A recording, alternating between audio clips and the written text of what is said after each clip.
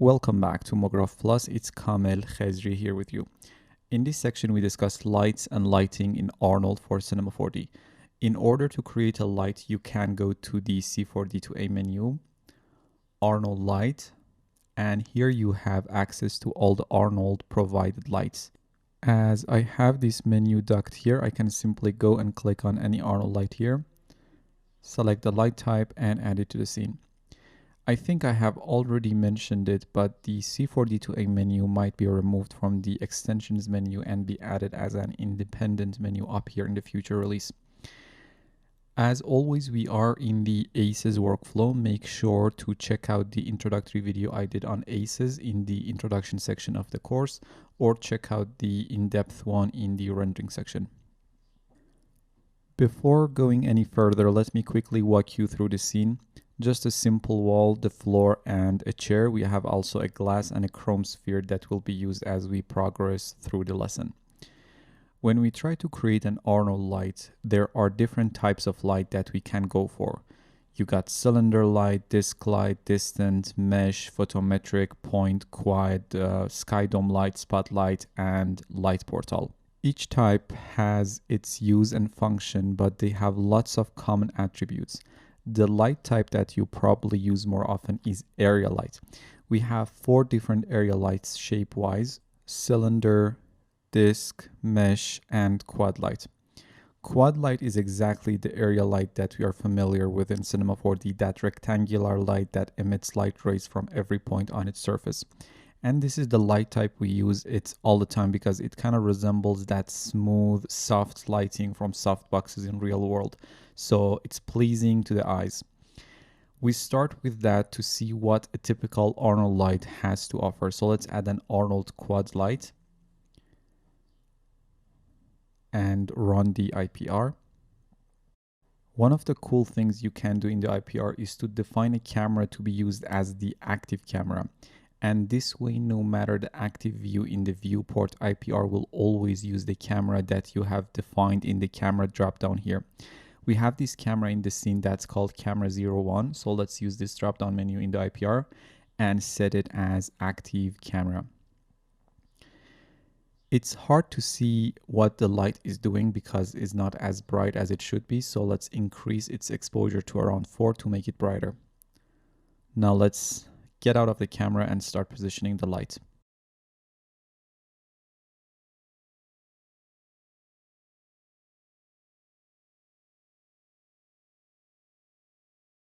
The light is so big and produces very diffuse shadows. So let's select the light and in the attribute manager, change the light width and height to around 100 centimeters. Before going through with the light parameters, if I go to the light tab, here you can change the light type to any of the other light types that we mentioned earlier after you have created a light, which can be very, very useful. Now we can get back to the main tab. Here you can find most of the light attributes. First off, you have color. You can control the color of your light using this parameter. Let's play around with some colors here. Also, if you click on this menu here besides the color parameter, you can change the value or the color type from constant, which allows you to pick a color for your light, to texture or shader network. And using those 2 other options, you can define a texture to be used as the color of your light. We discussed that later on in the lesson. Then we have intensity that controls the brightness and intensity of the light. So as I increase it, we get more light emitted into our scene. And if you wanted less, simply decrease this value. Then we have this exposure value, which does exactly what intensity parameter does, but in a different measurement. Exposure is based on stops. So when the exposure is increased from 0 to 1, you are doubling the amount of light being emitted from the light source. From 1 to 2, you are doubling the overall amount of emitted light again. Now, I personally tend to mix between intensity and exposure. If I want a subtle change, I use intensity, and if I wanted more drastic adjustment, I tend to use the exposure value. In this case, let's set the intensity to 1 and exposure to 5. Then down here, you can change the size of your light. I can simply alter the width and the height of my light. Let's reduce the light size to maybe 10 by 10 centimeter. When you decrease the size of your light, you're making the shadows sharper. And as you increase your light size, you're making the shadows to be more diffuse, as you can see in the IPR. That's one of the first things you need to learn about lighting. The smaller the light source, the sharper the shadows get, and the bigger the light source, the more diffuse the shadows will get. Let's keep the light size at around 100 centimeters. Now let's keep some of these parameters for the moment and talk about this normalize parameter that relates into the size of your light. When normalize is turned on, and it is by default, increasing the light size won't affect the intensity of the light. It just makes the shadows to look more diffuse. Let's select our scale tool and make our light smaller and bigger.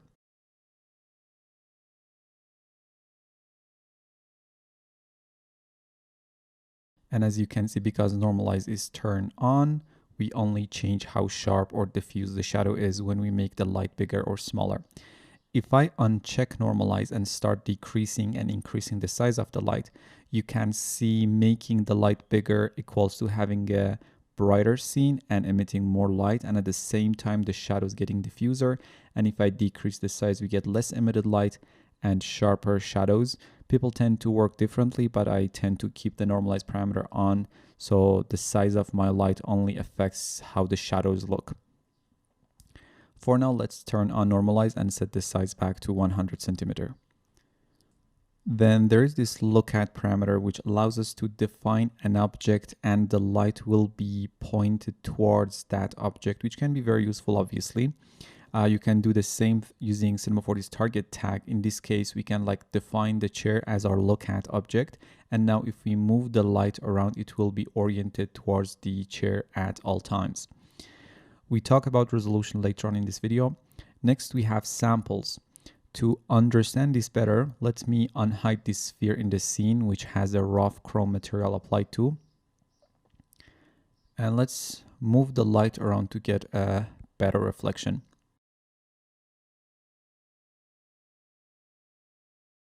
Using samples, you can control the overall quality of your light, which is the noise in the soft shadows and the noise in direct specular highlights. If you take a look at the IPR, you can see we have quite a lot of noise in the direct specular reflections, in the shadow edges. So let's create a snapshot and increase our light samples to about 4.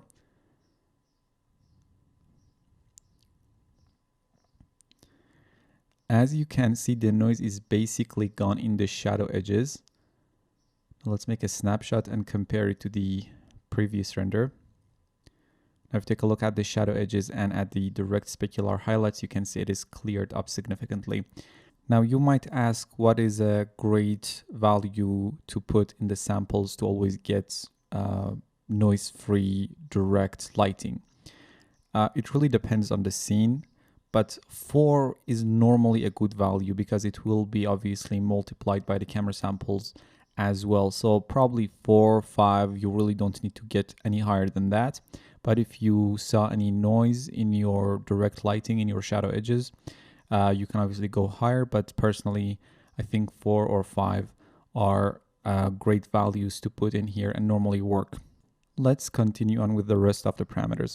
First, let's change the size of the light to 250 centimeters and clear the look at object and make sure the light is fairly straight.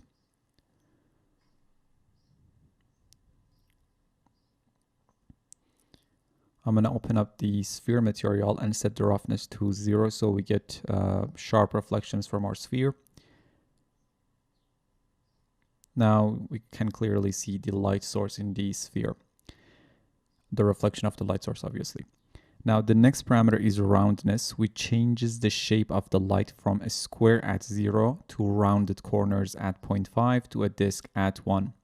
Okay, so you can get a disc light from a quad light if you set the roundness parameter to 1. Soft edges specifies a smooth fall off for the edges of the light. The value here specifies the width of the soft edge from no soft edge at 0 to smooth fall off all the way to the light center at 1. At 0, you can see we have this clear-cut light source, and as we increase the value, we get a light source with softer and softer edges. I'm going to leave this parameter at 1 for now. And hide the sphere and hide the chair again and change the IPR camera to the active camera, and let's move around in the viewport to find a nice angle. Now, I just want to make sure the light source is also in the view. Now, next we have spread, which is a very useful way of shaping your light. Spread basically allows you to have more or less focused light. At 1, we get a diffuse emission with 180 degrees spread. And as I decrease the spread value towards 0, we get a more directional light. This is one of my favorite parameters, and I use it constantly because it gives you the ability to shape your light and direct your lighting very, very specifically as you want. Now, at this point, you might wonder, where is the light source itself? Right now, the camera can't see the light source, and to see that, we need to increase this camera visibility value from 0 to 1. Now we can see the light itself, and we can play around with the spread value a bit. But let's set it back to 1 for now. And change the IPR camera to our main camera and set the light size to around 50 centimeters, which results in this kind of sharp shadows. Next, we have cast shadows. If enabled, we are going to get shadows from the light, and if disabled, the light won't cast any shadow. Next, shadow intensity is quite self-explanatory. And here, using shadow color, you can change the color of the shadows. Let's get back to black, which is the color of the shadow. Now, next we have cast volumetric shadows. In the render settings and under environment, add an atmosphere volume shader and increase its density to around 0.4. And now we have some nice atmospheric volume. Let's also change the light size to around 150 centimeters and decrease the spread to around 0.08 and exposure to about 3.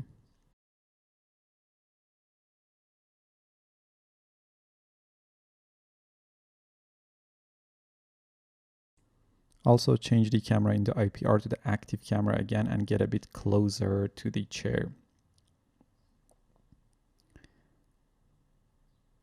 Now IPR renders the active view in the viewport.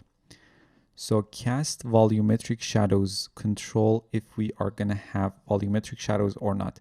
It's a bit hard to see in this scene, but if we zero out the diffuse contribution of the light, so the light wouldn't affect the diffuse portion of our shaders, you can clearly see the atmospheric shadows and the ability to turn them on and off using the cast volumetric shadows. It's subtle, but it's there.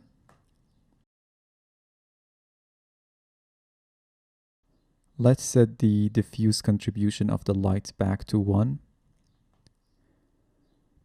Then there is this volume samples, which relates to Arnold volumes, basically fire and smoke, and not the atmospheric effect that we have right now. I explain this option later on when we discuss Arnold volume. If I wanted to increase the quality of my atmosphere volume, I needed to open up my atmosphere volume shader and increase the samples there. We discuss atmosphere volume and fog in the section of the course later on, one of the later lessons in this section. For now, let's get back to the render settings and clear the atmosphere and get back to the main camera and set the light exposure back to 5 and spread to 1. Then there are these parameters down here that control the light visibility and its effectiveness on different shading components. We talked about this camera parameter that controls the light source visibility. We have diffuse, which controls how much this light is going to affect the diffuse portion of our shader. If I zero it out, you can see the light is no longer affecting any diffuse portion of our shader, but you can see the light is still affecting the specular portion, subsurface scattering, and so on. If I increase my diffuse and to 1 and zero out the specular, the light no longer affects any specular portion of our shader and it's not visible in the direct specular reflections. Next, we have this transmission contribution. Let me unhide this glass object in this scene and make sure the glass is between the camera and the light source. Transmission contribution controls whether the light source is visible through transmissive objects or not. This should be at 1 by default, which I think it's not. Let's get back to the main camera and hide the glass. Using SSS, you can define how much the light is going to affect the subsurface scattering effect. And using indirect, you can define how much the light can contribute to the indirect GI diffuse. And if I set the diffuse ray depth in my render setting to about 3, so we can get a bit more pronounced indirect lighting, even though the scene in a way has a very strong direct lighting, which doesn't really allow for much GI, but this should be good enough. Now, if you zero out the indirect contribution of the light, you can see how the light won't affect the indirect lighting when this value is set to 0. So because we have only this light and its indirect effect or indirect effectiveness is set to 0, we don't get any GI. But obviously if we had other lights, they would still contribute to the GI and indirect lighting. Let's set it back to 1. And finally, we have volume. Let me temporarily add an atmosphere volume again to my environment and increase its density to about 0.25. And change the IPR camera to the active camera and zoom out a bit.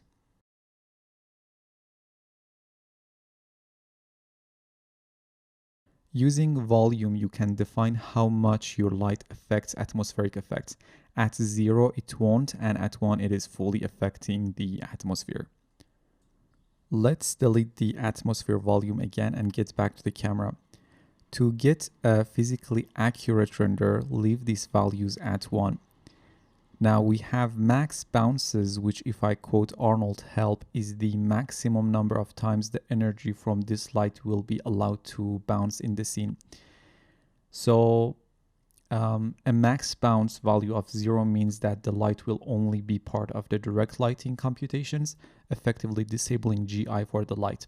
Note that this value works along with the global ray depth controls. So if you remember, the total ray depth limit is around 10 by default.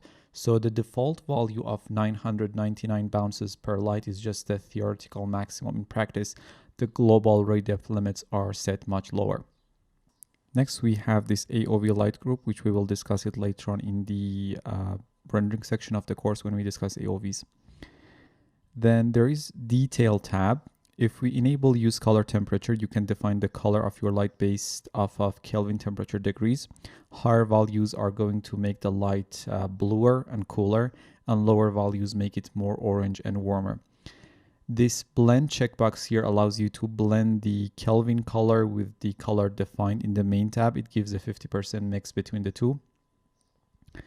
Also, you have these light filters, which is a great set of tools to modify and shape lights. We have a specific lesson about light filters, so let's skip it for the moment. Then you have the default Cinema 4D's project tab, which lets you exclude and include objects from the light. Let me just disable this blend and use color temperature and use a simple white color.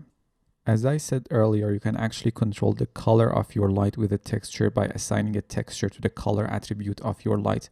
A very useful scenario would be for a studio kind of product photography setup when you have a very reflective subject and the light reflection can't be just a simple white plane that we have by default from the Arnold light. And you want to see a real world softbox or umbrella being reflected off your subject. You can assign a softbox texture to your light color and get more realistic lighting and reflections. I'm gonna quickly unhide my sphere and hide the other objects and set the light size to around 350 centimeters. I'm gonna zero out the soft edge so we get a simple plain area light, and let's get quite close to the sphere so we can see the reflections of the light. Now select the light again and use this menu here to change the color type to texture. And if you go to the text folder of the project files for this section of the course, you can find this texture called Umbrella, which is an EXR file from a reflective umbrella that is used in photography studios. Let's open it. And now we see this beautiful reflection in our sphere. And if I zoom out a tad to see the light source itself, we get this beautiful lighting from that assigned texture. One last thing, you can change the color type to shader network and load your textures that way. In this case, if we want to load the same umbrella texture, you would change the color type to shader network. Then we can create an image shader from the Arnold menu in the material manager. Open up the image shader.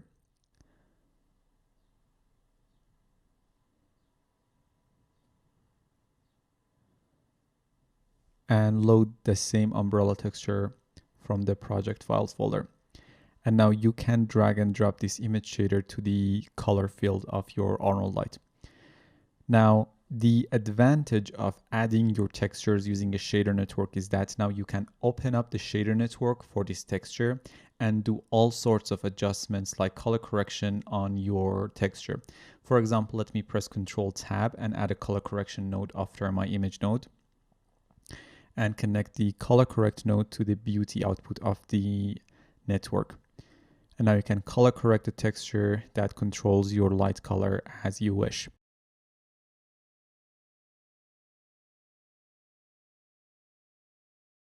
And finally, you have the resolution. Without going into any detail, try to set the resolution here close to your texture resolution. For example, the texture I'm using is about 1500 pixels, so I type in 1500s to get a tad faster render and less incoming noise from that light source. It really doesn't affect the light that much, but it's a good practice to set the resolution close to your actual texture resolution. So that's about the common parameters of the Arnold light and specifically quad light. The lesson is done and you can skip the rest of the video and move on to the next one. But in good conscience, honestly, I can't leave this scene like this without making a beautiful image out of it. Let's get back to the camera. I have the second camera in my scene, which is a bit farther away from the subject. Let's change the IPR camera to that.